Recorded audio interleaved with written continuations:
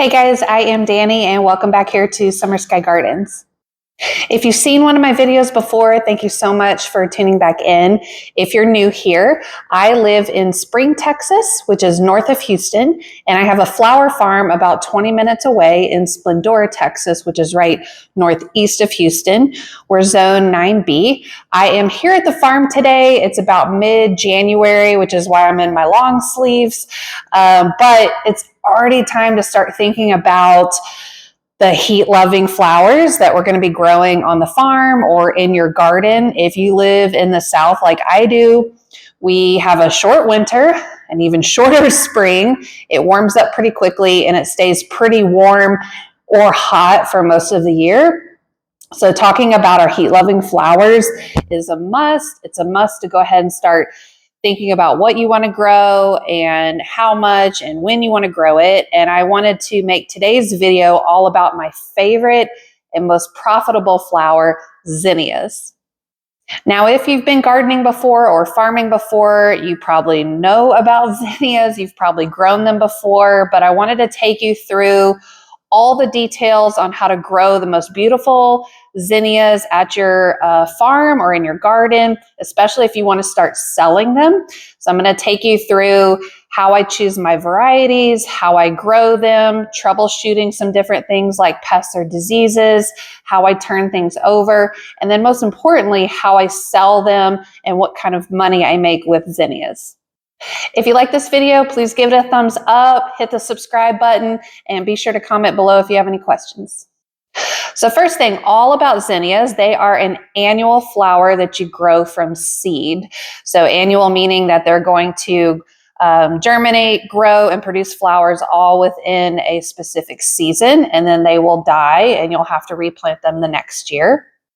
They love the heat, so you need to make sure that you're growing these after your last frost has passed, which for me could be anywhere from mid-January to early February.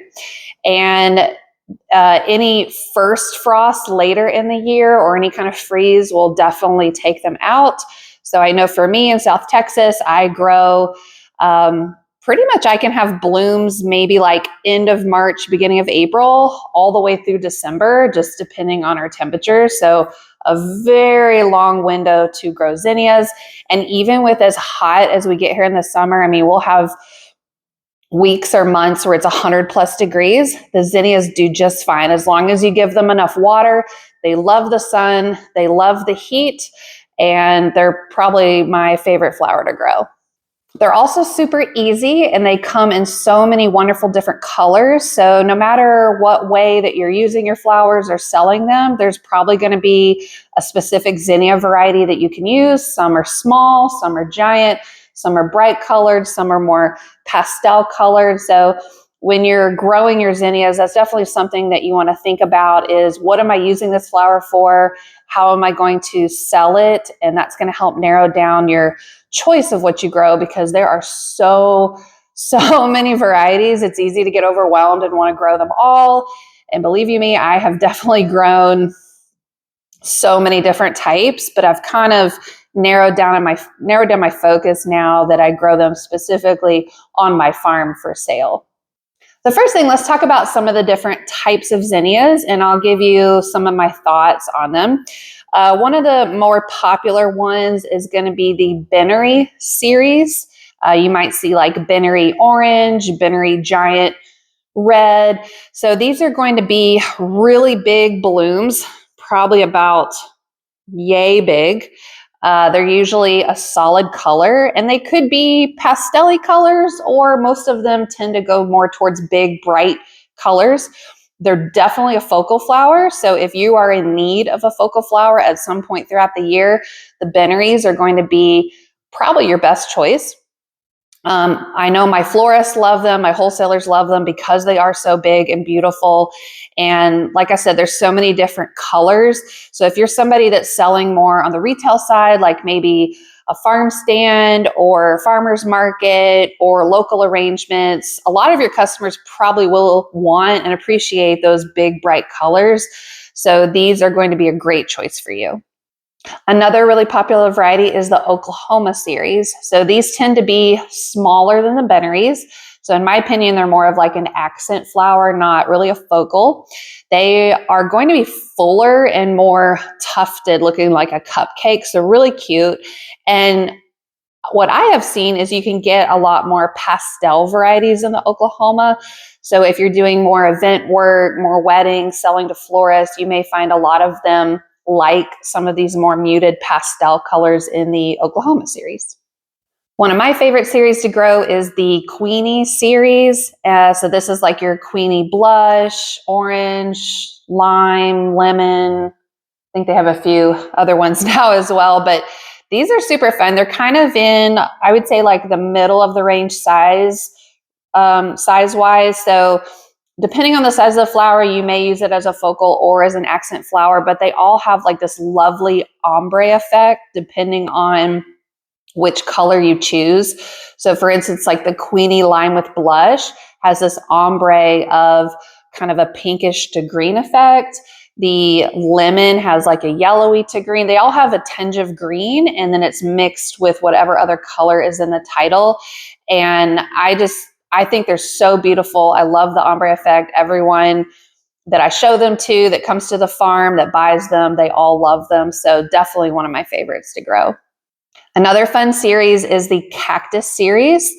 So these are going to definitely be on the bigger side, and they have these wonderfully cool swirly petals. So funky looking, so fun. I think especially in the summer when you start pairing them with like some of the funky sunflowers and celosia, they give you this extra textural element and just look so cool, especially in the bright colors.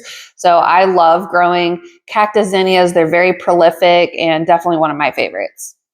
Another popular type of zinnia is the Cinderella series. Now, I wanted to bring these up because I don't grow these, and I'll tell you why. It's because what I have found and many other people have found in hotter climates.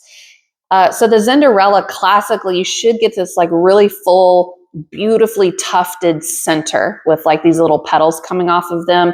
If you see people that grow these correctly, they're gorgeous.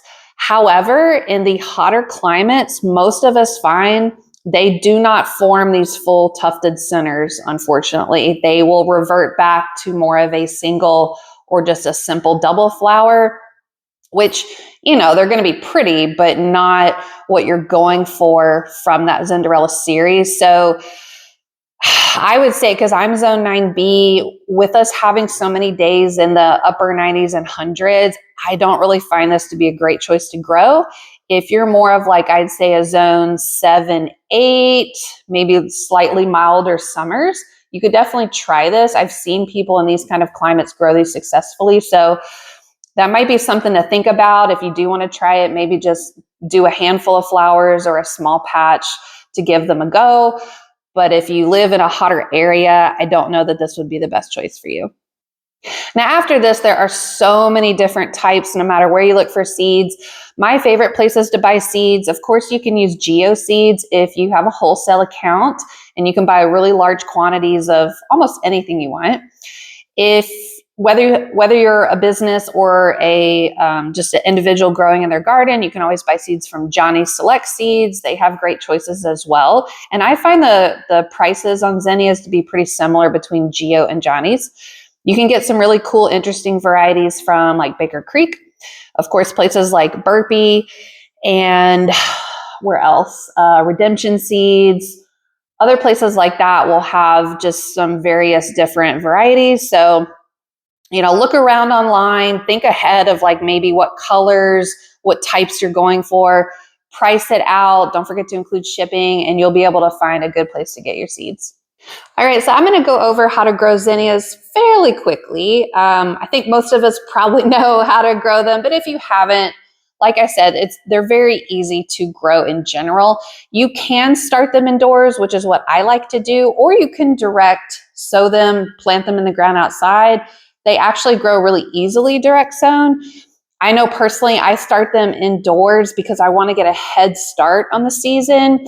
And usually I'm starting them inside by the end of January. So within the next couple of weeks, or even like beginning of February.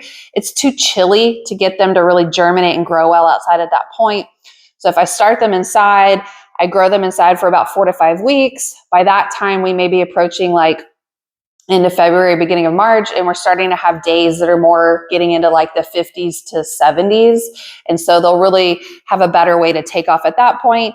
But if you don't want to start them inside, I would definitely wait until your outside temperatures are getting up into like the 70s a fair amount of time, because that means your soil is also going to get warmer, and then go direct sow them outside. Once you either start them inside, direct sow them outside, they should germinate within a couple of days if the conditions are warm enough and really take off. They're pretty no fuss plants. I will say that you want to make sure that your soil is nice and fertile. And if you do that, you really shouldn't have to fertilize them. You could maybe monthly give them a little bit of fish emulsion, but I tend to not, and especially because I turn over my zinnia plants fairly quickly. So by the time that they're starting to peter out, I usually have like another round of plants coming on. So I don't tend to bother with fertilizing, but it could definitely help them, especially if they're growing in poor soil. Now, as for spacing, most seed packets will tell you, oh, space them, 12 to 18 inches apart. You can definitely do that. That's very far.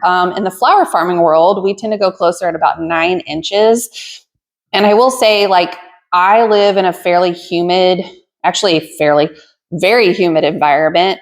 9 inches seems to be as close as they can go without promoting too much disease. You might choose to spread them out a little bit more just to help with disease, but I feel like 9 inches is usually pretty good to make the most of your space while also giving them enough room to grow.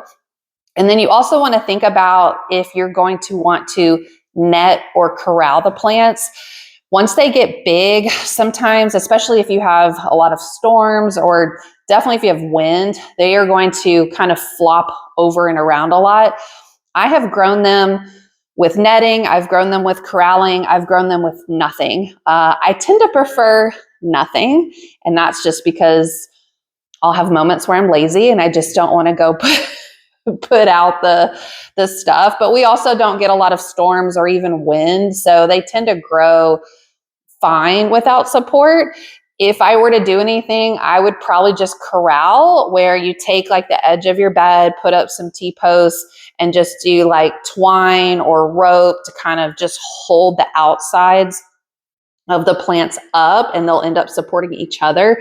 I am not a fan of netting for zinnias because it's kind of a nightmare to go in and cut the plants or cut the stems, because the netting is crisscrossing, the stems are going every which way. You end up just cutting the netting all up, and I just think it's kind of pointless. So if you have a small area and you want to do it, cool, especially if it's really windy, it'll definitely help. But if you don't want to, I think it's totally fine. Now let's talk about timing. So I would definitely advise, if you're starting seeds, you're starting 3 to 4 weeks before your last frost, and then you're transplanting. And then about a month later is when you should be getting your first blooms. So let's say you want to have zinnias for Mother's Day. You need to be getting them in the ground, beginning of April, maybe end of March. And so you need to be starting seeds before that. If you can direct sow outside at that time, great. If you can't, you're going to have to start them indoors. But, about a month to grow on, a month to get blooms. At that point, they will give you high quality, excellent flowers, as long as all the conditions are right, for at least a month, maybe up to 2 months, just depending on, your environment. And then about that point, they're going to start petering down. Their production's going to die. You're really having to come in and like deadhead them to keep them blooming. And I just find at that point, usually about that, once they're 3 to 4 months old, it's time to kind of yank them and have some more growing, especially where I live. When it starts to get hot, we have a lot of disease pressure with zinnias, and I would rather just yank them out than try to fuss with keeping them alive and battling various disease or pest pressure, and to keep them looking their best, because you have to think about the difference with growing on a farm versus a garden is we are selling these and they need to be an excellent product. If it's in your garden and they have a little bit of leaf spot, and the flower heads are dying back a little, who cares? Leave them. The butterflies love them. They'll still look pretty to a certain point, but you're absolutely not going to cut that flower and then go sell it. So on the farm, you have to think about, I want, the best quality flower I can grow for whatever chunk of time, and then I need to be moving on. So this is a big reason why I succession plant. And in my last video that I just posted, and I'll link it below, I talk about my whole calendar year on what I grow, when I grow it, when I start seeds, when I plant outside. And I talk about my heat-loving flowers, like my zinnias. I do 3 successions. I start some in February, some in March, and some in April. So by the time that first and second succession is starting to kind of piddle out, the next ones are really taking off, and I have a continuous, supply of excellent quality flowers. Now, when you're going to cut your flowers, and this is going to take a little bit of practice, you have to get zinnias at the right stage or they will wilt and flop over after you've cut them. And I'll see if I can put up a little video right here, but basically you take the stem, and if you gently wiggle it, you want to make sure the flower stays pretty straight on that stem. If you go to wiggle it and the flower is flopping back and forth, it's not ready, it's too young. If you cut that and go stick it in water, that flower is just going to flop over. So make sure that it's nice and stiff. And then you'll see as well, as once it becomes kind of stiff and ready, as it ages, the top of the zinnia will start to elongate and the petals will sift apart. And that's how you know it's getting to be too old. So don't cut anything that has a protruding center or that you could start to see the petals separating. You're not going to get a long vase life, and that's not a good quality flower. So it can be take some practice to go out and figure out the right stage to cut them at. But I promise once you do it a handful of times, it's so easy and so fast to go out there and cut. And I will say what I like to do, which I find to be more efficient, is I will take a day where I go through and I deadhead my whole bed. And then later I will come through and harvest. And that just speeds it up where I'm not really having to think as much, going through like, oh, let me take this one, but not this one. I've already gotten rid of like the old flowers, which also helps promote new blooming. And I can just go through and harvest, whatever I need from what's left. Or if some of them are too young, I can just leave them. So maybe figure out, what works best for you as for efficiency. But that's what works for me. And that's when you want to harvest the flowers. Now, as for handling and storage, zinnias in general have a pretty good vase life, about a week. They do not like the cooler, however. So if you need to hold them for a couple of days, just go stick them in like a dark, cool room. If you absolutely have to put them in the cooler, they can do okay for about 24 hours. So let's say you're doing a farmer's market on Saturday and you want to go make all your bouquets on Friday. You could make them all Friday, stick them in your cooler overnight, pull them out and go sell them, and they should be fine. However, my preference is if I'm going to make stuff ahead of time, like within a day, I just go stick them in a cool, dark room, and typically they're always fine. If you go put them in the cooler for longer than about a day, you're going to really shorten their vase life. They're one of the few flowers that do not like being in a cooler. So that's something to think about timing wise with how you're selling. So like I sell to florists, usually on Tuesdays or Wednesdays. And so I will cut either the day before and just hold them in the farmhouse, or I'll cut them like the morning of and at least let them hydrate for a couple of hours. And if you can cut them earlier in the day, they're going to do better before the heat of the day really sets in. So, cutting early in the morning would be best, but maybe just like a day or two before you're actually going to use them or sell them. As for use of zinnias, Super wide range of use because, like I said, there's different forms, different sizes, so many different colors. You know, they look great in market bouquets. They look great in vase arrangements. They look great in wedding work. And, you know, just like I said, depending on how you use them, there's definitely a different zinnia for everybody. And one of the big benefits to growing zinnias locally is you cannot ship them. It is like near impossible. They get so damaged. So florists and wholesalers cannot get them from a wholesaler that's bringing them in from out of the country or even from like another city or state. They have to get them locally. So if you grow them locally and you can bring them to those, you know, florists and event people, they will love it because they're fresh and they're, you know, they got these perfect blooms that they can work with that they're not able to get from other suppliers. So that's a big draw if you're wanting to sell more in like a wholesale climate. One caveat with zinnias, they do not hold well out of water. So in event work, let's say like a wedding, you know, I would not put them in a boutonniere. I would not put them in a floral arrangement if they don't have any kind of water supply. They need to be in water for most of their lifespan. You could put them in like a bridal bouquet as long as you're putting the bouquet in water when you're not using it. And that's what most florists will advise, but you cannot really use them that well out of water. All right, real quick, I want to talk about just like disease and pests because a lot of people do struggle with zinnias or they don't like zinnias because of disease and pest issues. And like I said, my biggest tip for getting around disease is just to have fresh flowers. Once your plants are starting to have disease issues, I just don't think it's super efficient with your time, your energy, your money to try to battle that. I would rather just take the plants out and have some new ones coming in. Probably the biggest issue people have is some sort of fungal disease.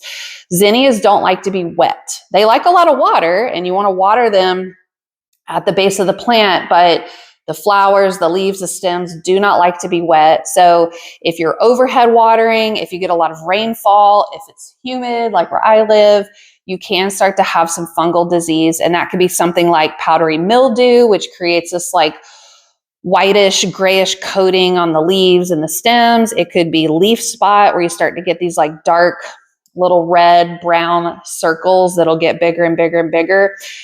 If you do want to treat your zinnias for this, pretty much any fungal or even bacterial disease you can treat with copper fungicide, which is an organic fungicide.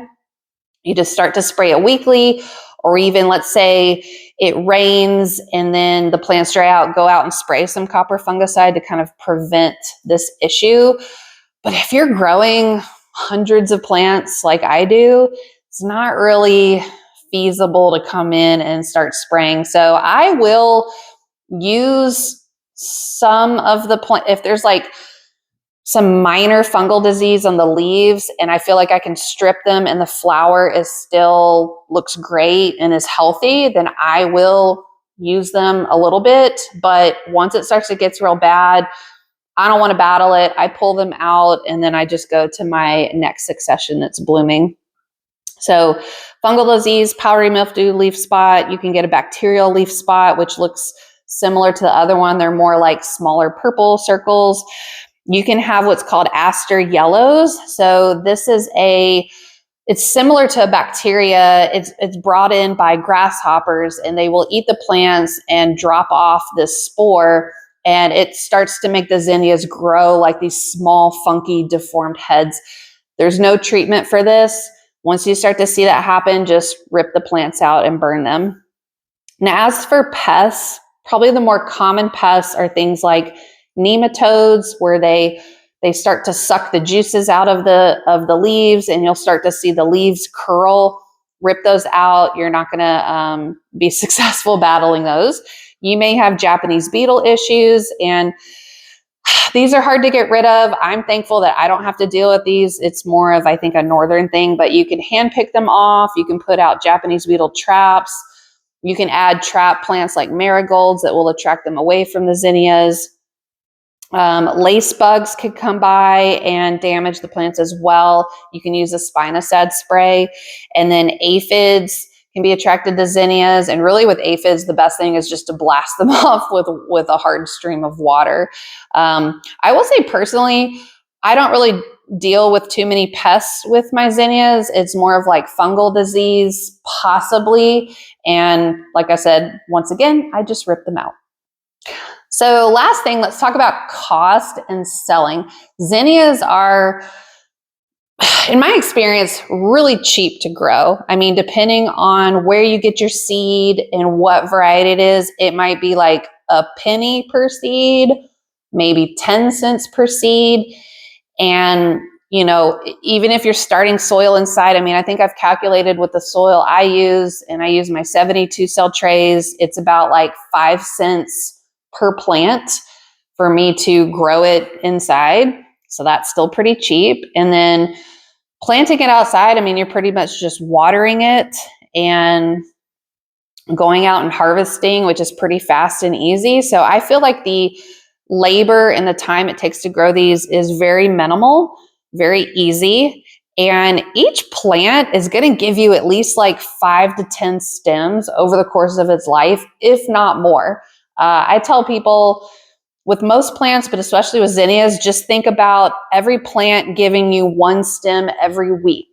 So that could be for like a month, couple of months, just kind of depends. So that should also help you with like your crop planning. Okay, how many stems? Do I need 100 stems of zinnias a week?